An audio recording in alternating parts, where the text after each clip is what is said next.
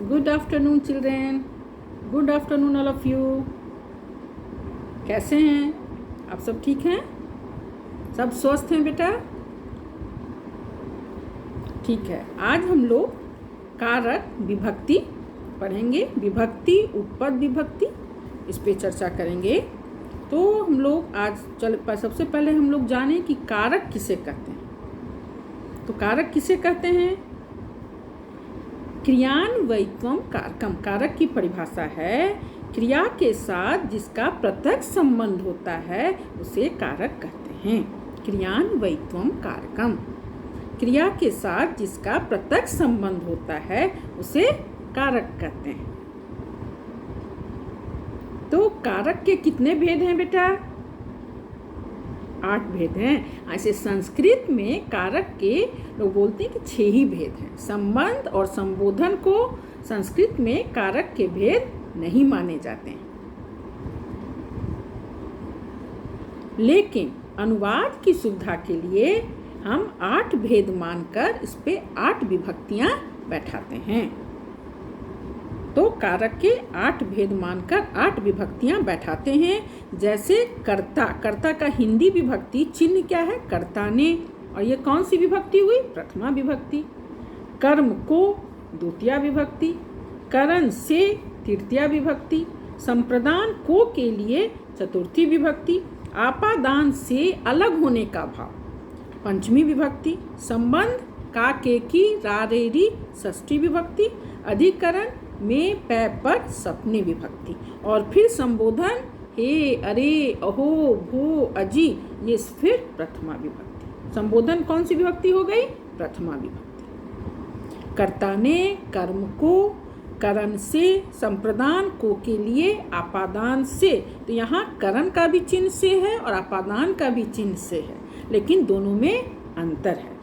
करण का चिन्ह से मीन्स द्वारा माने साथ, और आपादान से का तात्पर्य है अलग होने का भाव। जब दो वस्तु अलग होती है तब आपादान कारक होता है। संबंध जब और संबंध का चिन्ह है का के की रा रे री, और संबंध कौन सी विभक्ति हुई? षष्ठी विभक्ति। अधिकरण में पै पर, और ये कौन सी विभक्ति है? सप्तमी विभक्ति। तो अरे कर्ता कारक क्या हुआ? प्रथमा विभक्ति। तो कर्ता कारक के अंतर्गत भी बहुत सारी उपपद विभक्तियां हैं। तो कर्ता क्या है? जो काम करता है वही कर्ता है। क्रिया संपादकः कर्ता, अर्थात क्रिया का संपादन करने वाला कर्ता कारक कहलाता है। तो क्रिया का संपादन अर्थात जो क्रिया मीन्स काम, तो जो काम करता है वही कर्ता है, और कर्ता कारक में प्रथमा विभक्ति लगती है। जैसे देखो बेटा, यहाँ उदाहरण है सीता पठती। तो सीता पठती में यहाँ कर्ता कौन है? सीता की पठती, पठती नहीं, यहाँ कर्ता कौन हुआ? पठती तो क्रिया हुआ, पढ़ना, पढ़ रहा है। कर्ता कौन है? सीता। हाँ, सीता पठती, सीता कर्ता हो गया। राम लिखती, तो राम लिखती में कर्ता कौन है और क्रिया कौन है? राम। राम क्रिया करता है, राम लिख रहा है, क्रिया का संपादन कर रहा है, काम कर रहा है, लिख रहा है कौन? राम। तो राम यहाँ कर्ता हुआ, लिखती क्रिया हो गया। तो राम करती, क्रिया का संपादन करने वाला कर्ता कहलाता है, और कर्ता कारक में प्रथमा विभक्ति लगती है। राम पठती, सीता खादती, है ना? मोहना लिखती, तो यहाँ क्या हुआ? सीता करता हुआ, राम करता हुआ, मोहन करता हुआ। जो क्रिया करता है, जो काम करता है वही कर्ता कारक हुआ, और कर्तरी प्रथमा, कर्ता कारक में प्रथमा विभक्ति लगती है। इसका चिन्ह क्या है? ने। अब देखो बेटा, कर्ता कारक के अंतर्गत भी बहुत सारी उपपद विभक्तियां हैं।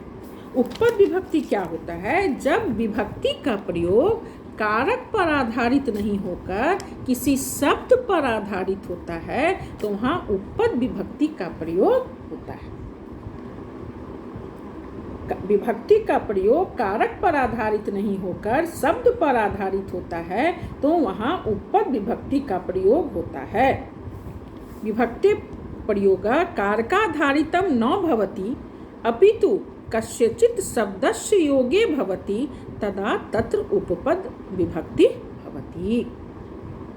तो जैसे देखो इसमें है अभिधेय, इसका उपपद विभक्ति देखो, अभिधेय मात्रे प्रथमा। अभिधेय का क्या अर्थ होता है बेटा? अभिधेय का अर्थ होता है नाम, और नाम व्यक्त करने में प्रथमा विभक्ति लगती है। जैसे राम, कृष्ण, मोहन, सीता, गीता इत्यादि। तो क्या हुआ? अभिधेय का अर्थ होता है नाम, और नाम व्यक्त करने में प्रथमा विभक्ति लगती है। अव्यय योगे प्रथमा, अव्यय शब्दों के योग में भी कर्तरी प्रथमा, कर्ता के योग में तो लगता ही है। अभिधेय मात्रे प्रथमा, ये सब उपपद विभक्ति है। अव्यय योगे प्रथमा, अव्यय के योग में प्रथमा विभक्ति लगती है। जैसे कृष्ण इति सखा अस्ति, इति क्या है? अव्यय है, तो इसमें क्या लगा? प्रथमा विभक्ति हुई। संबोधने प्रथमा, संबोधन में प्रथमा विभक्ति लगती है। किसी को जब हम संबोधन करते हैं, बुलाते हैं, तो उसमें प्रथमा विभक्ति लगती है। दूसरा कारक है कर्म कारक। तो कर्तृप्सिप्तमं कर्मम, कर्ता की अत्यंत इच्छा जिस काम को करने में हो उसे कर्म कारक कहते हैं, और कर्म कारक में द्वितीया विभक्ति लगती है। कर्ता की अत्यंत इच्छा जिस काम को करने में हो, जैसे सीता फलम खादती, तो सीता की अत्यंत इच्छा क्या है? फल खाना। राम पुस्तकम पठति, तो पुस्तकम क्या हुआ? कर्म कारक हुआ। राम की अत्यंत इच्छा क्या है? पुस्तक पढ़ना। तो कर्ता की अत्यंत इच्छा जिस काम को करने में हो उसे कर्म कारक कहते हैं, और कर्म कारक में द्वितीया विभक्ति लगती है। जैसे सीता फलम खादति, राम पुस्तकम पठति, रमेश पुस्तकम पठति, है ना। और कर्मणि द्वितीया, और कर्म कारक में द्वितीया विभक्ति लगती है। तो जैसे क्या? सीता फलम खादति, फल में द्वितीया विभक्ति लगी है, सीता फल को खाती है। तो इसके कर्म कारक क्या है? द्वितीया विभक्ति। तो इसके अंतर्गत भी बहुत सारी उपपद विभक्ति हैं। जैसे देखो बेटा, अभिता, परिता, सर्वतः योगे द्वितीया। अभिता का अर्थ क्या होता है? दोनों ओर। परिता का चारों ओर, सर्वतः सभी ओर। इन सब के योग में द्वितीया विभक्ति लगती है। कर्मणि द्वितीया, कर्म कारक में तो द्वितीया विभक्ति लगती ही है, साथ में ये सब उपपद विभक्ति है। तो अभिता, परिता, सर्वतः योगे द्वितीया। अभिता, परिता, सर्वतः के योग में द्वितीया विभक्ति लगती है। जैसे गांव के दोनों ओर वृक्ष हैं, तो सुनने से क्या लगता है? गांव के, तो ये लगता है संबंध कारक है, षष्ठी विभक्ति, का, के, की, रा, रे, रे। लेकिन यहाँ उपपद विभक्ति है, तो यहाँ कारक पर आधारित नहीं होकर जब शब्द पर आधारित होता है विभक्ति, तो वहाँ उपपद विभक्ति का प्रयोग होता है। तो जैसे अभिता, परिता, सर्वतः के योग में द्वितीया विभक्ति का प्रयोग होगा। ग्रामम अभितः नद्या सन्ति, ग्रामम परितः वृक्षा सन्ति। गांव के चारों ओर वृक्ष हैं, गांव के दोनों ओर नदी हैं। उभयता और अभिता दोनों का अर्थ हुआ दोनों ओर। परिता सभी चारों ओर, सर्वता सभी ओर। इन सब के योग में द्वितीया विभक्ति लगती है। इसी प्रकार प्रति, अनु, धिक, निक्सा, इन सब के योग में भी द्वितीया विभक्ति लगती है। प्रति योगे द्वितीया, प्रति मीन्स ओर। शिशुन प्रति गच्छ, शिशु की ओर जाओ। अनु मीन्स अनुसरण करना। रामम अनुगतः लक्ष्मण।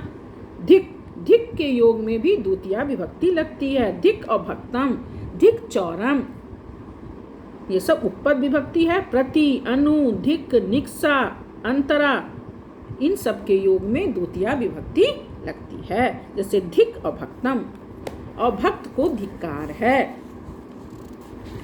धिक चौरम, चोर को धिक्कार है। इसी प्रकार क्रुद्ध और दुह क्रियाएं में भी द्वितीया विभक्ति लगती है। क्रोध रहने चतुर्थी और द्वितीया, उपसर्ग रहित हो तो चतुर्थी विभक्ति होती है। जैसे प्रभु उपसर्ग, और उसके बाद फिर उपसर्गहीन होने पर प्रभु बुत्ताय क्रुध्यति वा दुह्यति। इसी प्रकार क्रिया विशेषणे द्वितीया, क्रिया विशेषण पदों में एक वचन होता है और उसमें द्वितीया विभक्ति लगती, जैसे स मधुरम गायति, मंदम मंदम गर्जन्ति मेघा, है ना। तो इसमें द्वितीय, जैसे मधुरम मीठा गाती है तो इसमें द्वितीया विभक्ति लगा। क्रिया विशेषणे द्वितीया, ये सब उपपद विभक्ति है। तीसरा कौन है कारक का भेद, करण कारक। करण कारक में कौन सी विभक्ति लगती है, तृतीया विभक्ति। करण कारक किसे कहते हैं, क्रिया संपादन में अत्यंत सहायक होने वाला करण कारक कहलाता है। साधक तमम करणम, साधक तमम करणम, अर्थात क्रिया संपादन में अत्यंत सहायक होने वाला करण कारक कहलाता है। और करणे तृतीया, करण कारक में तृतीया विभक्ति होती है, जैसे रामः बाणेन रावणम हतवान। क्रिया संपादक में अत्यंत सहायक होने वाला, जो क्रिया के संपादन में काम करने में जो सहायता प्रदान करता है वो कर्ण कारक कहलाता है। उसमें तृतीया विभक्ति लगी। जैसे राम ने रावण को मारा, किससे मारा, बाण से मारा। उसको मारने में किसने सहायता की, बाण ने, तो बाण में तृतीया विभक्ति लगी। स मुखेन वदति, वह बोलता है, किससे बोलता है, मुख से बोलता है। तो बोलने में कौन सहायक हुआ, मुख, तो मुख करण कारक हुआ, तृतीया विभक्ति लगी। इसमें बहुत सारी उपपद विभक्तियां, जैसे सहार्थे तृतीया। सहार्थे क्या हुआ बेटा, सह, सह मीन साथ, तो सह साकम सार्धम समम, शब्दों का अर्थ है साथ, शब्दों का क्या अर्थ है, साथ। सहयोगे तृतीया या सहार्थे तृतीया, सह साकम सार्धम समम शब्दों के योग में तृतीया विभक्ति होती है। जैसे सीता रामेन सह गच्छति, सीता राम के साथ जाती है, तो राम में यहाँ कौन सी विभक्ति लगी, तृतीया। सहयोगे तृतीया, साथ जो होता है उसमें तृतीया विभक्ति लगती है ना। सह कल में, उसके बाद देखो इसमें अपवर्ग, एक और इसका है अपवर्गीय तृतीया। अपवर्गीय तृतीया क्या हुआ, कार्य की समाप्ति और फल की प्राप्ति को अपवर्ग करते हैं और इसमें तृतीया विभक्ति लगती है। जैसे मासेन व्याकरणम अधितम, एना, इसके बाद बहुत इंपॉर्टेंट है देखो उपपद विभक्ति करण कारक का, एनांग विकारे तृतीया। एनांग विकारे में शरीर के किसी अंग में यदि कोई विकार हो, विकार में दोष, शरीर के किसी अंग में कोई दोष हो, विकार हो, तो उसमें तृतीया विभक्ति लगती है। जैसे सपृष्ठेन कुब्जा, वह पीठ से कुबरा है। सकर्णेन बधिरा, कान से बहरा है। नेत्राभ्याम अंधा, आँखों से अंधा है। शरीर के किसी अंग में कोई विकार हो, विकार मीन्स दोष, तो उसमें तृतीया विभक्ति लगती है। एनांग विकारे तृतीया। तुल्यार्थे तृतीया, जिन शब्दों से तुलना या समता का बोध हो उसमें तृतीया विभक्ति लगती है। जैसे धनेन तुल्य,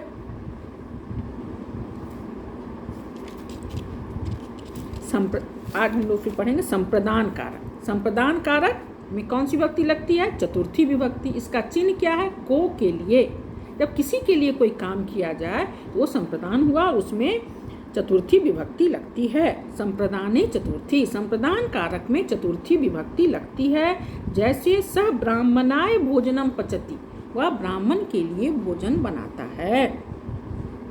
किसके लिए बनाता है, ब्राह्मण के लिए, को के लिए। इसके में फिर बहुत सारी उपपद विभक्तियां हैं, जैसे दानार्थे चतुर्थी, नमः स्वस्ति स्वाहा स्वधा योगे चतुर्थी, रुचि योगे चतुर्थी, बलि हित सुख योगे चतुर्थी। इन सब के योग में चतुर्थी विभक्ति लगती है। जैसे दानार्थे चतुर्थी, दान देने के योग में चतुर्थी विभक्ति लगती है। जब किसी को कोई चीज़ दी जाती है तो उसमें चतुर्थी विभक्ति लगती है।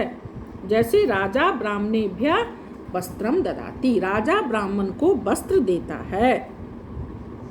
निवारणार्थी चतुर्थी, जिनके निवारण के लिए कोई चेष्टा की जाए या कोई वस्तु हो उसमें चतुर्थी विभक्ति लगती है। जैसे सर्पाय दंड, दुष्टाय खड्ग, किसके लिए खड्ग है, दुष्ट के लिए।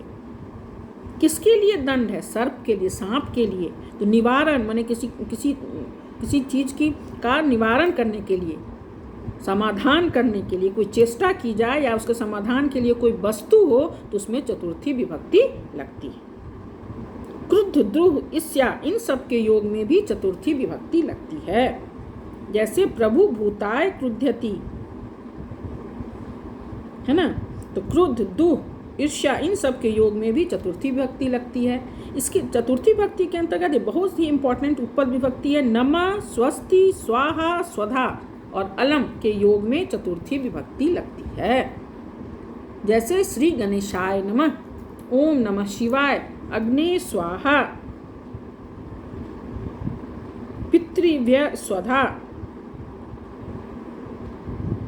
तो यहाँ क्या है? अग्ने स्वाहा, श्री गणेशाय नमः, गणेश को प्रणाम है, गणेश को नमस्कार है। सुनने में क्या लगता है कि द्वितीय विभक्ति है, गणेश को, लेकिन यहाँ उपपद विभक्ति है। ये कारक पर आधारित नहीं होकर शब्द पर आधारित है, तो यहाँ उपपद विभक्ति का प्रयोग हुआ है। जैसे गणेश को प्रणाम है, ओम नमः शिवाय, श्री गणेशाय नमः, अग्ने स्वाहा।